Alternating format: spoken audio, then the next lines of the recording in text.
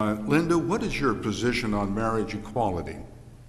You don't want me to answer the question on jobs? No? Not yet. Okay. My position on marriage equality is that I will be voting to support it in November. But that's Okay. my personal feeling. It's on the ballot, it's on referendum. The citizens will have their decision on it, so whatever the citizens vote on, I'm going to carry out their wishes when I'm elected. Okay. Don, how about your position on marriage equality? I support it as well. Okay. All right. And now, Linda, creating jobs is a topic of more than passing interest. How do you propose to assist in the growth of jobs? Do you have anything specific that you would do, that you would propose in legislation if elected? Yes, actually, one of the bills that I had put in was passed and signed by the governor was LD 22, which was a seed capital bill. That was to increase and change some of the parameters under the seed capital program that we have now that's being administered through the Finance Authority of Maine. This was to have different tax structure breaks to allow venture capitalists, angel capitalists to invest heavily into the state of Maine. Many businesses now in the state cannot expand due to a lack of capital. It's very difficult to obtain the capital right now. This was to get more money flowing into the state of Maine to help businesses expand or to grow or to incentivize with that. I've also done a lot of work through the community colleges.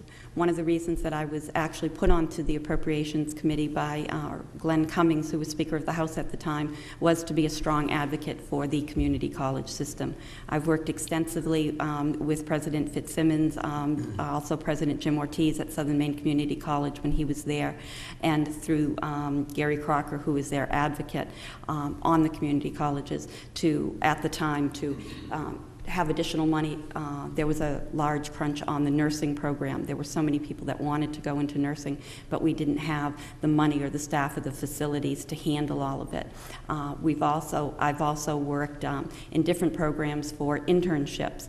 Right now, the community colleges, say on an automotive internship, if they go out, there's such a high demand for these interns and learning on the job for it. But I think one of the good things is that we have to do is the community colleges tell the employers, you can't hire these people until they graduate. The main thing is to get the degrees and to get people graduating. Lots of times if you have an intern and they're getting good money, they want to stop and just work full time. We have to make sure that we're training people for the jobs. As far as creating jobs go, right now we have over 4,000 jobs in the state of Maine that are unfilled because we don't have the technical or educational training for a lot of people. What we need to do is we need to work in collaboration with what businesses need for jobs and what we are training people for jobs. And that's where the collaboration comes in, whether it's working with Pratt and Whitney. They've just given $100,000 to the York County Community College.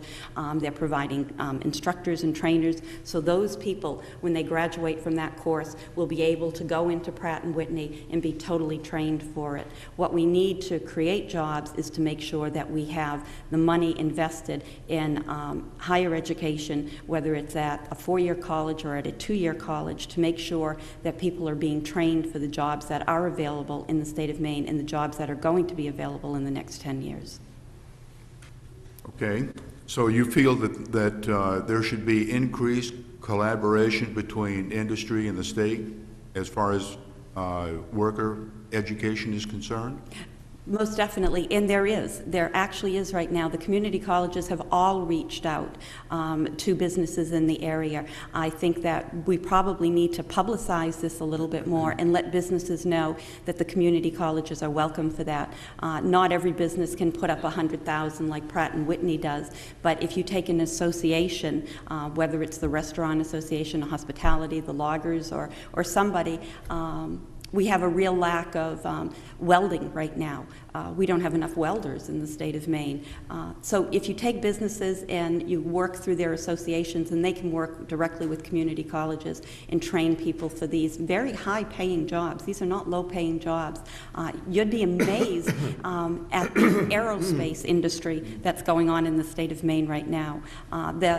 Representative Pilon mentioned the Maine Development Foundation tours. We've both gone on those, and it's extremely interesting to tour the entire state of Maine and to walk into these businesses and go through a paper company and go through shoemaking or anything else that's going on, or Hussey Seating, to find out what they're doing.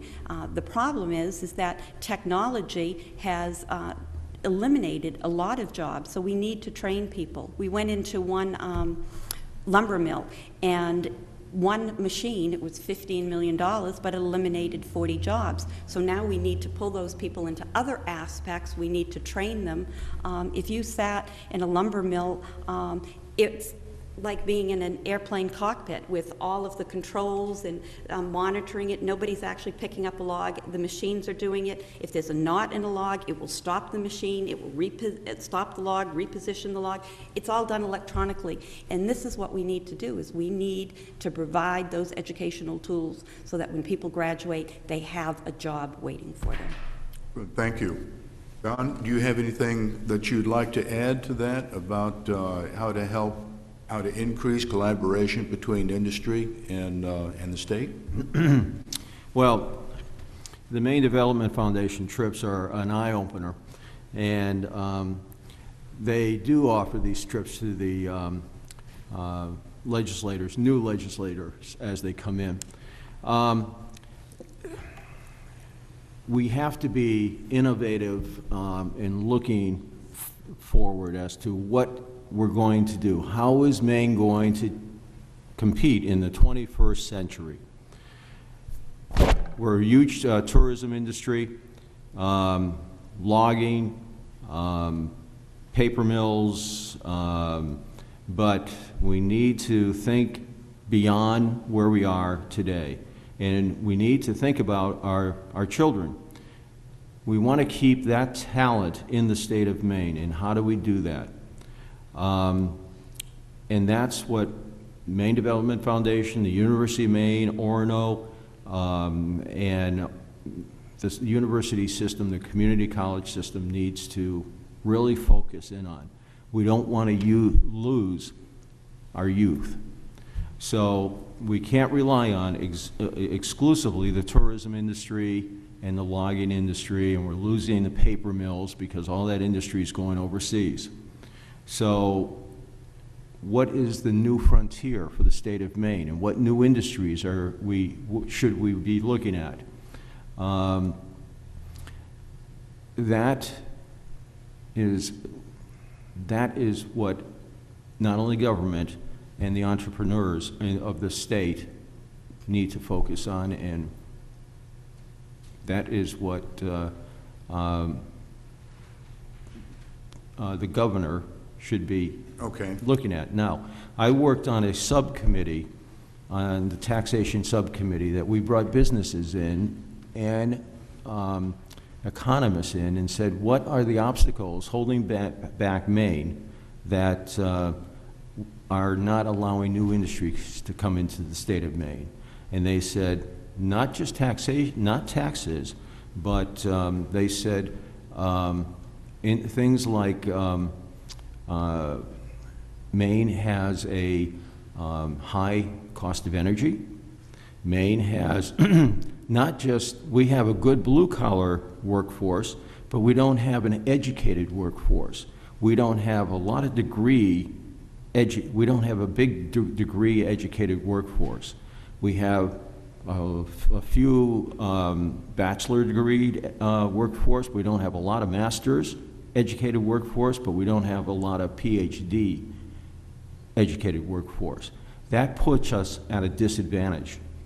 A lot of people that are looking to open up a new company may go to the North Shore of Boston because they have that's an educated environment.